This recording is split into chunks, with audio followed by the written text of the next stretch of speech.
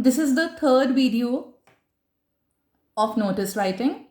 And here I'm going to tell you about certain points that you need to remember when you are drafting a notice. The first thing that you need to remember and you have to take care is that if this is your page, fine, this is the page. Some students start the notice here and they end the notice here like this.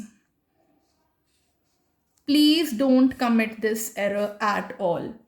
Your notice writing is a new writing skill, so it should always be like this in the center of your page. Fine. Please don't make this error of writing half the notice on one page of your notebook or your exam answer script. Fine. It should be entirely done on one page only. And at the same time, ensure that the shape of the box of your notice is not in portrait form like this. It is in landscape form. This is the correct shape of your notice box. Okay. Having said this, the other points to remember are here that the box is compulsory. Fine. Maximum 50 words have to be, the notice has to be drafted in 50 words. Personal pronouns like I, we, and then you are not to be used. The notice should cover the 6 W's, which is very important and which will ensure that you have been able to cover all the points in your notice and you have not left anything out. Okay, you have to talk about who is being addressed. Fine. Then you have to talk about what is going to happen, or you have to talk about the event. You have to talk about the fact that where the event will take place. You have to tell the venue. Of course, you have to tell about when that event will take place, the date and time. Then you have to talk about what to do or how to do. Is there any instruction that is to be followed? Fine. And whom to contact for further information. Fine.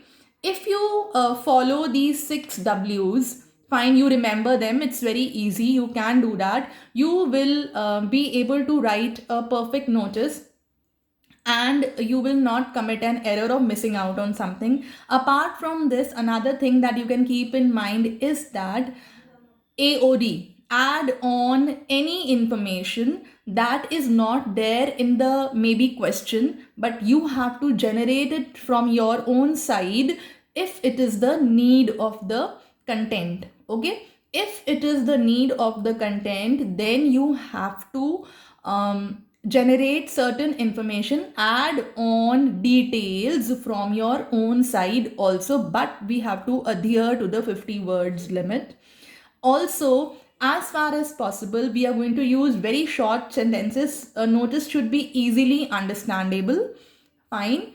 And at the same time, as far as possible, try and use passive voice. As far as possible, try and use passive voice.